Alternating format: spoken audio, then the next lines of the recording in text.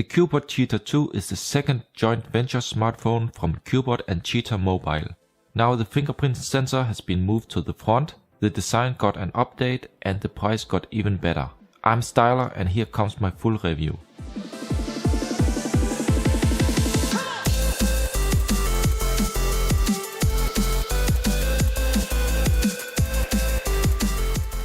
Let's first talk about the specifications. Not much has changed since the first Cheetah model, but there are some few things. It is powered by the MediaTek 6735 octa-core CPU, clocked at 1.3 GHz, a 3000 mAh battery, Android 6.0 and 3GB RAM plus 32GB internal memory. Currently the Cubot Cheetah 2 smartphone is available in both gold and blue colors. It features a nice and bright 5.5-inch IPS FullHD display and offers 401 ppi of pixel density. The touch is good and the front glass is 2.5D curved and pretty scratch resistant. The fingerprint sensor is embedded with a physical clicky home button. So I have here already set up the fingerprint scanner and let's test it. It will work in 360 degrees, so it doesn't matter in what angle you actually place the finger. It is not the fastest I have seen, but it seems to do the job fine and precise. For me it works like 9 out of 10 times. And I appreciate that it can wake and unlock in one go, just by touching the button. It makes the unlocking so much more convenient in daily use. Inside the fingerprint settings you can learn up to 5 fingers, and learning the same finger several times is also possible. With the settings below you can also activate the fingerprint scanner for some apps, like skipping the music track or inside the gallery. With App Locker you can set up a passcode and lock certain apps that you want private and locked. This will work with a code, but actually also if you just use the fingerprint scanner. And inside the camera app you can also use it as the shutter button. Here also for the gallery where it can slide to the next picture. The UI is fast and smooth with normal usage. But if you do heavy multitasking you might see small hiccups. Around the display there's a black bezel. On the dark blue version it is hard to see, so it doesn't really bother me too much. But here you can see what I'm talking about. The back cover is made of plastic and removable. Inside we see the non-removable 3000 mAh battery and the supported network bands. It supports 3 cards at the same time, a micro-SIM, a nano-SIM and a micro-SD card. The sound from the bottom speaker is in my opinion a little bit better than the average budget China smartphone.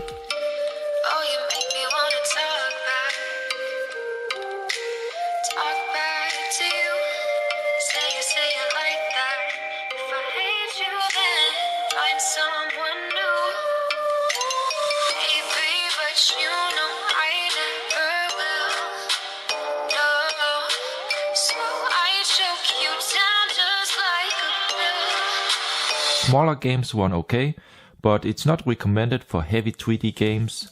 The CPU and GPU is simply not strong enough for that.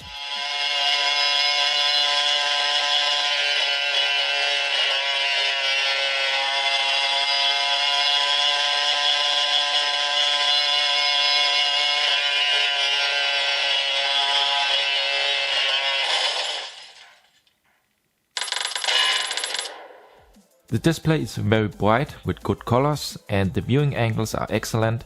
No matter how you turn or hold the phone, you can still see the icons and text clearly.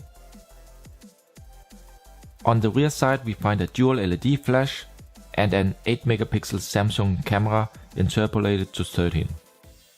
The LEDs can be used as a flashlight or for the camera when you do close-up pictures, but for outside or in a large place these are simply not strong enough. The focus works okay for close-ups, even though it could be a little bit faster. And let's do a test sample. Looks okay, although also not amazing. This one here was taken with the front camera, which actually has good details. But here's some different samples I have made. I think the camera is about average, but if you don't hold the phone completely still, pictures tend to get blurry very fast. and pictures with distance seems to lose a little bit of focus.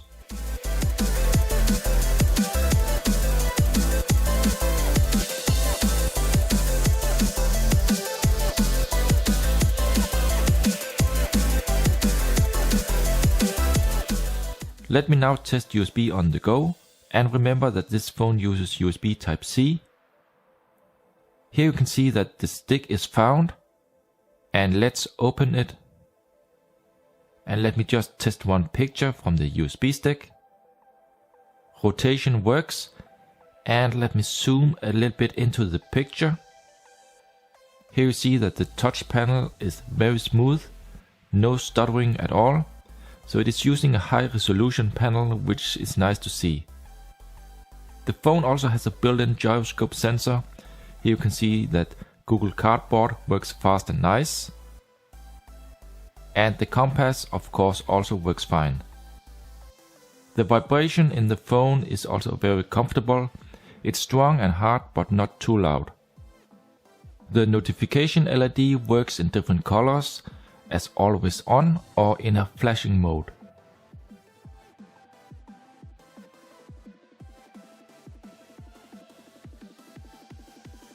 In the settings you can also set up dual ringtones, one ringtone for each SIM card if you use dual SIM, so you can hear which SIM card is calling you. For notification sounds this is not possible. And next to see my live GPS test that I have recorded. This was actually tested inside a building, but the reception and signals are still very good. And you can see it locks you down to about 4 meters, which is okay.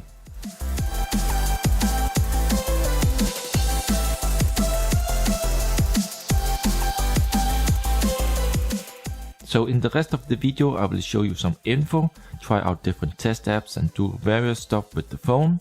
In this part I will not talk, but just turn off the music. My final conclusion plus pros and cons will come in the end, so stay tuned.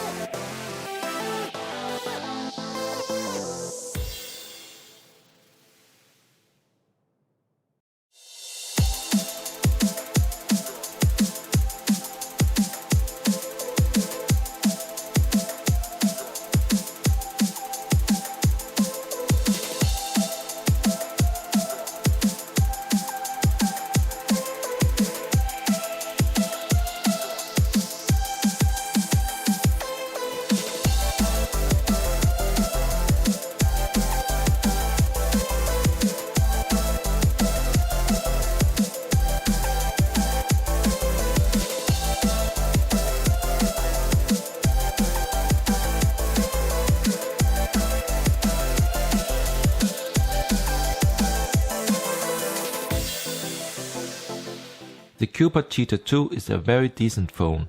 The firmware and software runs good, and I didn't really experience or see any serious bugs. The touch panel is smooth with very high brightness. The notification LED and gyroscope sensor works. The fingerprint scanner does a great job. You can use 2 SIM cards plus a microSD card at the same time, and the price is very fair. If I should mention some cons, it must be the slow CPU, which is not really recommended for heavy 3D games. The thick black bezel around the display, which is less noticeable on the dark blue version. Short battery life on only 3 to 4 hours. No fast charging, and the backside is actually a fingerprint magnet. But all in all, this phone can be recommended, especially because of the low price. Don't expect flagship performance and specs, but more an average good and stable China smartphone. I hope you enjoyed this review. Please like this video and subscribe. If you have any questions, please comment below. Thank you for watching, and I hope to see you in the next one.